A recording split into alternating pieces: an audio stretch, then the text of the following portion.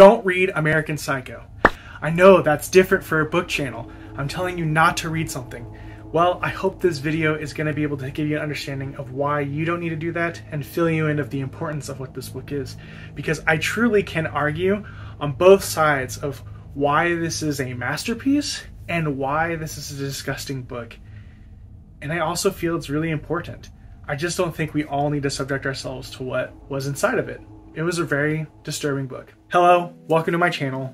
My name is Graham, and I do book reviews, and this is the one I read last week. Before we even get going into the different topics of what American Psycho is, from that beginning intro, why did I even subject myself to read this book?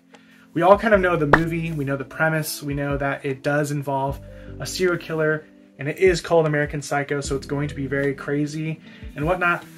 So why would I pick it up if I didn't know what I was getting myself into? That's a great question. Well, I recently finished reading Lunar Park by the same author, Bret Easton Ellis. And in that book, that main character was himself, and he was being haunted by Patrick Bateman, who is the main protagonist in American Psycho. So I felt out of necessity that I could have been missing something in the story. And so I thought I'd read American Psycho. And I'm glad I did, because it brought a lot of things to the forefront of my mind. It brought a lot of thought into what I was reading, and it was hard at times to be able to do that. And I hope this video will be able to give a good example of what it's like reading American Psycho, so that you don't really have to go through the same process, because it's a very hard, troubling book to read. It was very gruesome. And so, warning, before I go further, this book talks about a lot of things.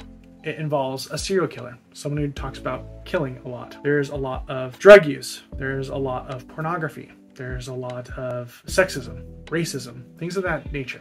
And so if you don't want to just trust what I'm saying and you're comfortable with things of that nature, then by all means, go read it and find out for yourself. But if that is uncomfortable, I'm going to try my best to make sure that this is as palatable as you can be able to consume, and make sure it's not as dark and scary in your mind of what that is. And so before I jump into the review, I want to be able to talk about the importance and the release of this book, American Psycho. So in 1991, there's a lot of controversy around this book coming out by Bret Easton Ellis. It's interesting because a lot of different publishers wanted to ban this book. A lot of people did not want this book to exist because of what it entailed. Bret Easton Ellis spent some time in New York City, and he followed a lot of people that were on Wall Street. And so this book is kind of a homage to the people he was around and what type of culture they were in. But also during that time period, we had two big serial killers that were out in the public, Ted Bundy and Jeffrey Dahmer. And this book takes a lot of what they did to their victims and just place it in there in this person that works on Wall Street, which is Patrick Bateman. And so when this book came out, it was disgusting. And it is disgusting. It still is. And it was banned instantly. Publishers dropped Bret Easton Ellis, and yet there's one publisher who gave it a chance. Alfred A. Knopf decided to release it on paperback. That was the publisher that decided to release it in 1991. And it didn't stop the pushback either. From 1990 to 1999, it was rated the 53rd most banned book from the American Library Association. It's become a cult classic, and it also is known as a black comedy, though black comedy is dark and supposed to be heavy, so I can see that, I guess. And it's mostly because of the movie that came out starring, I almost want to call him Patrick Bateman because that's how profound the role is. Christian Bale played Patrick Bateman in that movie. And so it was a very polarizing movie, it's a very polarizing book, and it fought a lot of controversy. And I think that's really important to know, is that book banning isn't new. Right now in our society, we have a lot of books that are being pushed on because of the things that they show to kids, or kids have the ability to be able to pick that up. American Psycho is never going to go end up in elementary school, but it is in a public library. I don't think we should ban that book, right? I don't think we should ban most books, because especially what people are fighting for now aren't even as polarizing as what this book is. So this book is good to show that, you know, we've accepted this as a culture and we've allowed it to be out in the public, and we're fine with it, especially Hollywood being able to push that as a movie. And then we also now are just there's a lot of people pushing back on things that don't really matter.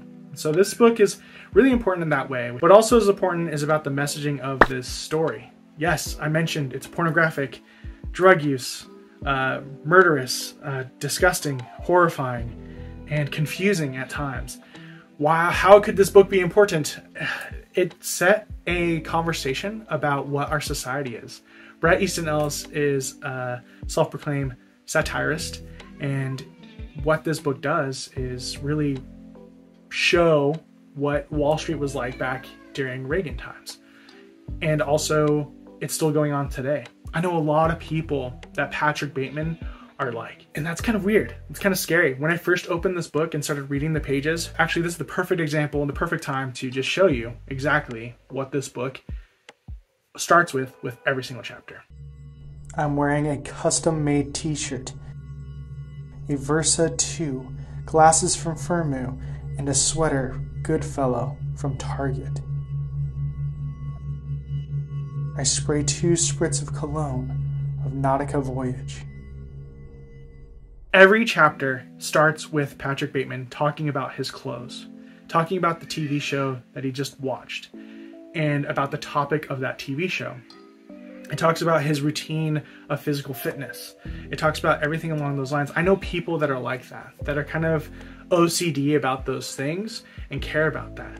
And a central theme and topic of this book, besides the murders and things of that nature, is that he's in this culture where people are trying to one-up each other and become more rich. There's a lot of masculinity and toxic masculinity of this, of I need to be the one that sleeps with more women. And they don't call them women, they call them hard bodies because they don't really want to sleep with people in general. And so they make it a game out of it to be able to do that. And so they're in this little society of like toxic masculinity that's trying to do this thing that's interesting. It's a game to them to be able to do that. And even if they're married and even if they're not married, they don't care. They're just going for what that is. So this book talks a lot about that weird culture that's in our society.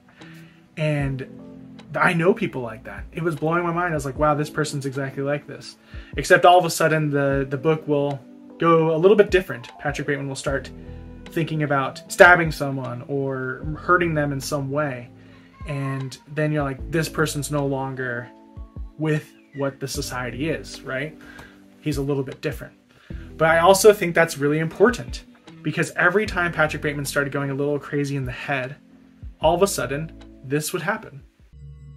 I'm wearing a custom-made t-shirt, a Versa 2, glasses from Firmoo, and a sweater, Goodfellow, from Target.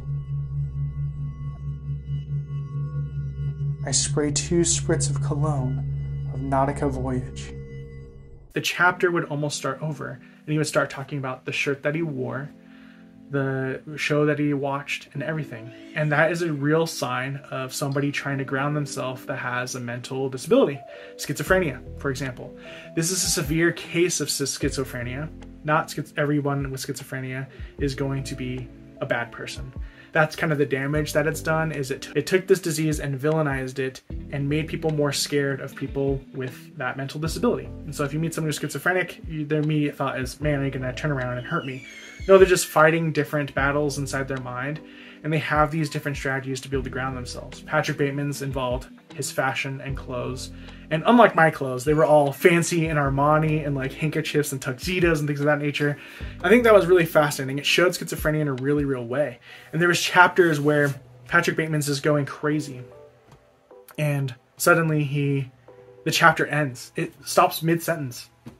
It will be like telling a story of, I was walking through the forest and there I saw a great horse. And as I walked up to the horse, I reached out my hand. And then the chapter would end. It would just stop right there. You'd be like, whoa, what did your hand touch? Did you touch the horse?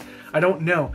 That part isn't in the book. Like, he didn't go see a magical horse or anything like that. But he was going crazy on a tangent and this weird spree. And you're like, what's going to happen? And then the chapter ends. And that's also a sign of schizophrenia. I think this book is really well done in showing that mental disability or your mental health in that way. If you have schizophrenia, it was really, really good. The other part that was crazy, this whole book is crazy, is the murder. Let's kind of jump into the graphic stuff. If you get a little squeamish, I'm not going to go into detail of what this, but there's a lot of cases with Ted Bundy and Jeffrey Dahmer of how they murdered the victim. Horrible, horrible accounts of these people, men, mostly women, and people of the other race being murdered in horrific ways. And it really hurt. Like, when you're reading it, I was like, why am I reading this? I almost stopped a lot of times, and maybe I should have, but there were parts in this book that made sense as well, because after you did that, you needed to come back to the planet Earth. You needed to forget what you just read of this heinous, horrific act. And what this book did was, again, use that schizophrenia technique to bring you back to Earth as well with Patrick Bateman. And so as soon as you would read something that was like terrible, all of a sudden there'd be a like 10-page essay of why the band Genesis is incredible and why Phil Collins is one of the greatest drummers of all time. And then you're going like, why am I reading this part now? I went from reading something terrible, and I know this book's about this, but now I'm reading a 10-page essay about why this band is amazing and which songs are the best hits ever recorded. And then to go back to his normal cycle of, I watched this TV show. This is the style of clothes I'm wearing. You went back into normalcy in his land. It was cool because it made those feelings go away of like the bad feelings. It replaced it with like, back in the real world, everything is fine. And I thought that was really well done. It was masterful in that way. And I think that's Bret Easton Ellis's, I've only read 2 of his books now, but I think that's his forte, is he's really good at explaining things in complicated ways, but yet it's like masterfully done of what's psychologically happening to this person. Like, what's going on in their mind, you're able to know everything. You're able to know what they're thinking and what their thoughts are. It's a total inner monologue, and you're Patrick Bateman in that story. And it's cool. So why do I say not to read this book if it has all these great things? It's hard to read. It's a really hard read. Like, because every single chapter starts the same, it becomes very boring and monotonous because you're living an everyday life of this person. It's well done and masterful. It's just also boring and gruesome. You start getting disgusted and fascinating. It's such a polarizing book. That's why it's hard to be able to rate this book. How do I scale a book that I feel is masterfully done and shows so much of our society and mental illness and things of that nature, and give it a rating between 0 to 5? You really can't. This book can't really be there, because at times I want to be like, it's a 1 because I was disgusted and repulsed and I was bored, but it's a 5 because of the messaging and the perfect execution. I would say, like, there's no other way I would write American Psycho, because it was just that type of novel. And so it's interesting. It's an interesting book and an interesting look on society. It talks about those Wall Street guys. It talks about not being listened to. There were many times in the book that Patrick Bateman was having a conversation with somebody that was one-sided. They just wanted to hear themselves talk and talk over Patrick and not want him to express. And so he would say literally to their faces, I'm going to stab you in this area. And they would just be like, keep talking and ignore that. Or just go like, that's really funny, Patrick. And he's almost crying for help to be caught. There's a time where he calls someone and says, I did all these heinous things. And everyone thinks he's a joke because he's just a nice guy. And the book doesn't really end either. Like, does the ending pay off? Do you understand what happened to Patrick Bateman? I really wanted him to be caught. I really wanted him to be caught by the detective or the cops. And he turned himself in, basically, but no one believed him at the end. And then the book ends. You don't know if Patrick Bateman ever gets caught. You also don't know if this was a figment of his imagination and if he actually did those things, in my opinion. You don't know if this is hell and he's just reliving it. And so it was very interesting in that way. It's just open-ended all the way. That's the book. Does that sound interesting to you? I hope so. Or it's not. It's just an interesting read and an interesting in-depth view of what our world is. And I think that's what Bret Easton Ellis does masterfully well. And I think that's what this book really was. It's dark, it's heavy, it's gruesome. I don't ever want to read it again. I don't think that you should read it either. So as far as rating it, I can't. I really can't. On Goodreads, I'll probably give it a 3 because I just can't decide. And that's just the middle ground of voting. And so I hope you guys enjoyed this different type of review. I hope it made you think a little bit about this book. Are there books that change your perspective or that you don't necessarily know if you like, but are very artistic in a way that makes you think about it? I've read quite a few and I really enjoy those style of books, and so hopefully I can see a few new ones and be able to add that to my books to read. Anyways, thanks for watching. I hope you have a wonderful day that's not dark and harrowing, and I'll talk to you later. Toodles.